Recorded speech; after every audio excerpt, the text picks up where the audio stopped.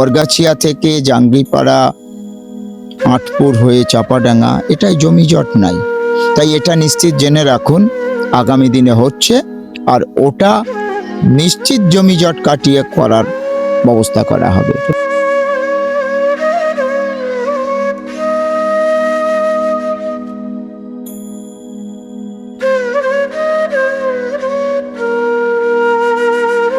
পশ্চিমবঙ্গ বিধানসভায় তিনি বিধায়ক হয়েছেন, জাঙ্গিপাড়া বিধানসভা কেন্দ্রের তিনি বিধায়ক, অর্থাৎ রাজ্যের পালা বদল ঘটেছে।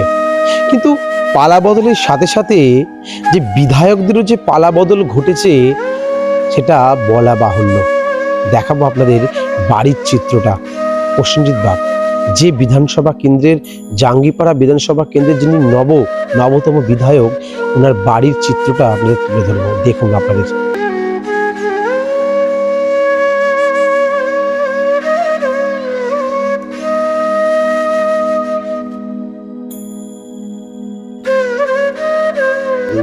ও প্রচুর পরিশ্রম করেছে, প্রচুর। সারাদিন এই রোদ্দুরের মধ্যে ঘুরেছে ভাই, রাত্রির 1টা-1:30টায় বাড়ি ফিরেছে। তা ভাই এলে পরে তবে আমি ঘুমোতাম, কারণ আমার তো মা বাবা নেই, ওই দায়িত্বটা আমার খানিকটা পড়ে, যে তাই তো ভাইটা বাড়ি এলো কি না, এই ব্যাপার। আমি চাই আমার ভাই প্রতিটা মানুষের সেবা করুক, পাশে থাকুক, আমি চাই এটা।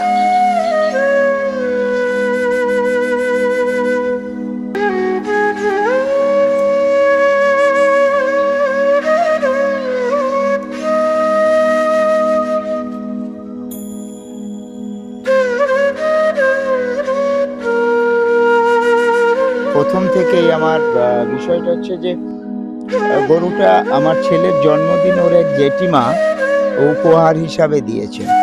তো দেওয়ার পর থেকে খুব ছোট ছিল, একদম ছোট্ট ছিল। আমাদের গরু 12 মাসের আছে, কিন্তু এটা আমার ছেলেকে দিয়েছিল গরুটা। তো তখন থেকে এর সেবা, ওই ছোট্ট থেকে সেবা করতে করতে একটা এই গোমাতার প্রতি মায়া পড়ে গেছে এই পরিবারের মতো।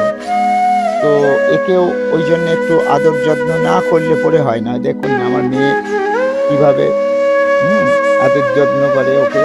হ্যাঁ, ও সবার থেকে একটু আদর চায়। লড়াই বাকি বলতে এখনো পর্যন্ত পুরোটাই আমার এখন পরিবার। গোটা জাঙ্গিপাড়া বিধানসভাটাই আমার পরিবার, যত মানুষজন আছে সকলেই আমার পরিবার। তো আমি একটা ছোট্ট পরিবারের মধ্যে আবদ্ধ ছিলাম, এখন অনেক বড় পরিবারের মধ্যে এসেছি।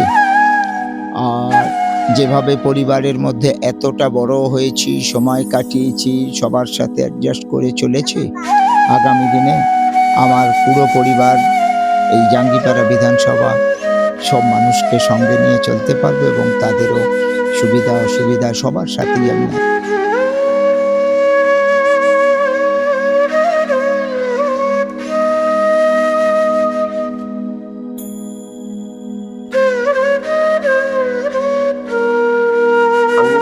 বিধানসভা কেন্দ্রের বিধায়ক তিনি। কিছুক্ষণ আগে উনি বেরিয়েছিলেন কোনো এক কর্মে, তার নিজস্ব যে প্রতিদিনের যিনি কর্ম থাকে সেই কর্মে। এখন দেখতে পাচ্ছেন উনি দাবি করেছিলেন ভোটের আগে তিনি চাষার বেটা। সত্যি তিনি যে চাষার বেটা তার জলযন্ত্র মানে উদাহরণ নয়, প্রমাণ আমরা দিচ্ছি। বিপি নিউজ বাংলার পর্দা দেখতে পাচ্ছেন উনি নিজে হাতে প্লাস্টিকের যে তিরপল সরিয়ে তিনি ধান চেক করছেন। ভাবুন, একটা চাষির মধ্যে, মানে একটা চাষি, একজন যিনি চাষ করেন, উনি যে এলেন, অনেকক্ষণ তিনি বেরিয়েছিলেন, প্রায় সকাল সকাল তিনি বেরিয়ে পড়েছিলেন মানুষের সেবার কাজে। তিনি এসে এখন ধান, অর্থাৎ তিনি ফোন করেছিলেন, আমরা যখন বসেছিলাম উনি পরিবারকে ফোন করে বললেন ধান আসছে। সেই ধানটা কিন্তু তিনি আবার চেক করছেন, ঝাড়ছেন। দেখতে পাচ্ছেন, মানে পুরো বিষয়টা আমি দেখাবার চেষ্টা করছি। একদম সাদামাটা জীবন যেমন একটা মানুষের হয়, গ্রাম বাংলা আমরা দেখে থাকেন, সেই সাদামাটা জীবনই এই প্রসেনজিৎ বাগ, বিধানসভার এমএলএ। দেখতে পাচ্ছেন বিধানসভার এমএলএ, তিনি ধানকে দেখছেন, তার গায়ের পোশাক, খালি পা প্রমাণ করছে সত্যি হয়তো জাঙ্গিপাড়া মানুষের মুখে হাসি তিনি ফোটাতে পারবেন। জানবো বা জানার চেষ্টা করব তিনি কিভাবে এই জয়কে হাসিল করলেন। আমাদেরকেও তো চাষ করতে হবে। আপনি তো কারণ এমএলএ, অন্নদাতা। আপনাদের এইসব দেখার এখন কোনো প্রয়োজনই নেই মনে হয়। আরে ভাই, এটা হচ্ছে চাষিকে কি বলে? অন্নদাতা, তাই না? চাষিরা কেবলমাত্র নিজের অন্নের জন্য চাষ করে না, অন্যের মুখেও অন্ন তুলে দেয়। বাবাকে দেখেছি, জেঠুকে দেখেছি, তো আজকে তাই আমাদেরকেও করতে হবে। না আপনার পেশাটা এখন কি? একদম চাষিটাই কি পেশা একদম? না, আমি ব্যক্তিগত পেশা আমি এলআইসি এজেন্ট আছি, তো এজেন্সির পাশাপাশি আমার যে চাষ আছে চাষটাও করি। মানে এবারে বিধায়ক, তো বিধায়কটা কি হয়েছে?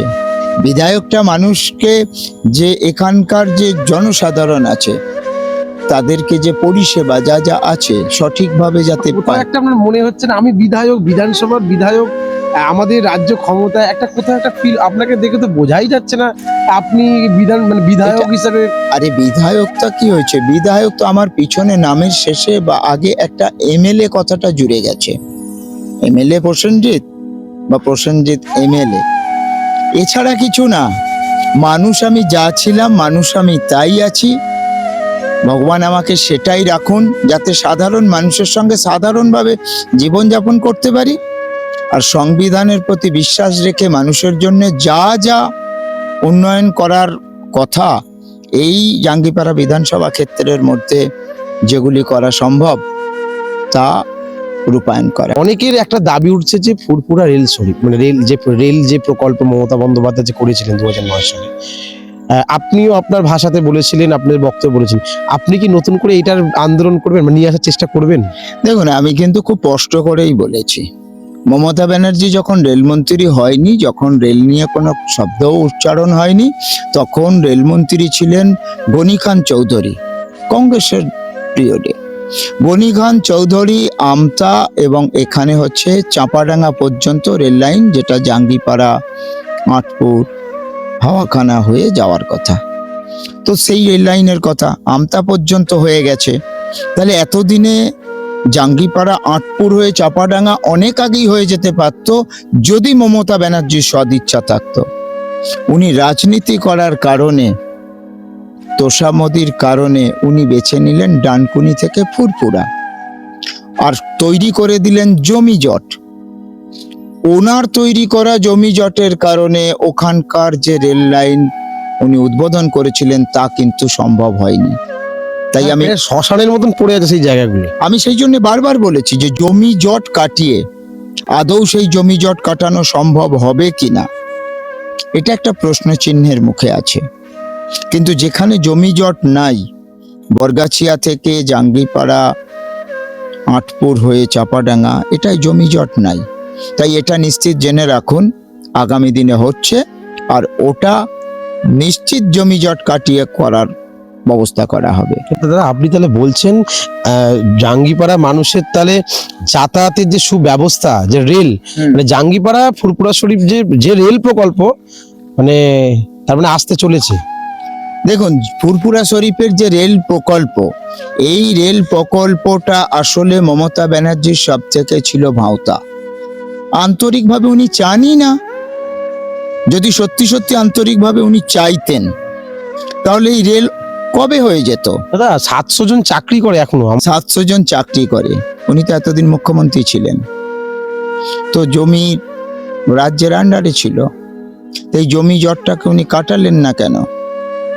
14 সালে তো বিজেপি ক্ষমতায় এসেছে, তারপর থেকে উনি তো এই রেল লাইনটা করার জন্য কোনো প্রস্তাব দিতে পারতেন, দিয়েছিলেন নাকি? উনি দেননি। আসলে দেখুন, এই যে আজকে পশ্চিমবঙ্গের মানুষ এত বিপুল জয় কেন এনেছে, কেন বিজেপিকে এই বিপুল জয় দিয়েছে, সারা পশ্চিমবঙ্গে এটা জেনে রেখে দিন, মানুষের জয়। মানুষ প্রথম থেকে এখনো পর্যন্ত গণতন্ত্র প্রেমী। কোনো সময়ের জন্য, কিছু সময়ের জন্য কিছু সরকার গণতন্ত্রের গলা টিপে ধরে রাখতে পারে, কিন্তু হত্যা করতে পারে না। আর সে কারণেই সাধারণ মানুষ, খেটে খাওয়া মানুষ, 11তে কি হয়েছিল? সবাই সিপিএম, তৃণমূল ক্ষমতায় এসে গেল। এখন কি দেখুন না, এই 2026-এ সবাই তৃণমূল আছে, বিজেপি ক্ষমতায় চলে এলো।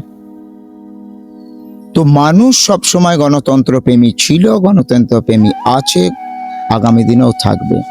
তাই গণতন্ত্রকে যে বা যারা হত্যা করতে চাইবে, সাধারণ মানুষের মনের ব্যথা, বুকের ব্যথা, কষ্ট যে না বুঝতে চাইবে, যে সারা পশ্চিমবঙ্গ জুড়ে যে গরিব মানুষ, দিন দরিদ্র, খেটে খাওয়া মেহনতি গরিব চাষি, তাদের বুকের ব্যথা যারা না বুঝেছে তারা কিন্তু কিছুই বুঝে উঠতে পারেননি। তাই দাম্ভিকতার সঙ্গে এখানে যারা যারা বলেছে, ওই যারা সংস্কৃত শ্লোক আছে না, অতি দর্পে হতা লঙ্কা, অতি মানেশ্চ কৌরবা, অতি দানে বলিবদ্ধ স্বয়ং মত্তে গহিতাম।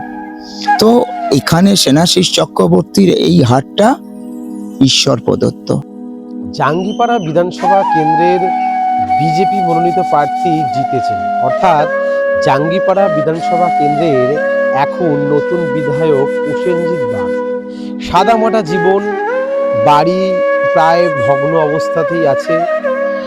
এতক্ষণ আমরা ছিলাম জাঙ্গিপাড়া বিধানসভা কেন্দ্রের পাশেই যিনি দাঁড়িয়ে আছেন, আর নতুন করে পরিচয় আমি দেব না।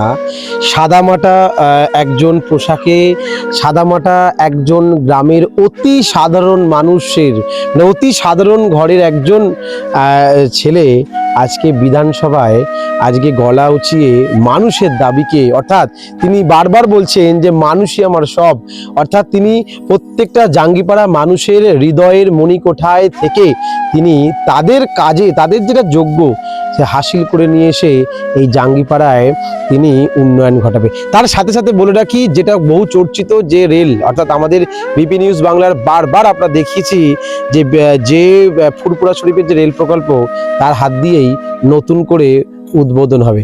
সেই প্রতিবেদন তুলে ধরলাম। দাদা আমার সাথে অসংখ্য ধন্যবাদ দাদা আপনাকে এতক্ষণ সময় দেওয়ার। সেটা হচ্ছে আপনাদেরকে এতক্ষণ অপেক্ষা করার জন্য আমি ক্ষমা প্রার্থী। তার কারণ মানুষের কাছে গেছি, মানুষের সমস্যায়, তাদের কথা শুনতে দেরি হয়েছে, আর সেই জন্য আপনাদেরকে এসে আমার কথা বলতে দেরি হয়ে গেছে। গরু পোষা থেকে শুরু করে ধানের বড়াই সবেতেই দেখা যায় এই বিধানসভা কেন্দ্রের বিধায়ক। হয়তো আমরা দেখেছি চন্দনা বাউরির কথা, মনে পড়ে আপনাদের? সেই চন্দনা বাউরি আবার হয়তো ফুটে উঠলো এই জাঙ্গিপাড়া বিধানসভা কেন্দ্রের বিধায়ক প্রসেনজিৎ বাগের কণ্ঠে। আমরা দেখলাম, বাড়ি দেখালাম, কথা বলালাম এবং আপনাদের দেখালাম যে তার সাদামাটা জীবনে কতটা দাগ কাটতে পারবে আর্থিক দিক। চোখ থাকবে আপনাদের, দেখতে থাকুন বিপি নিউজ বাংলা, ধর্ম সবার কর্ম আমাদের। নমস্কার।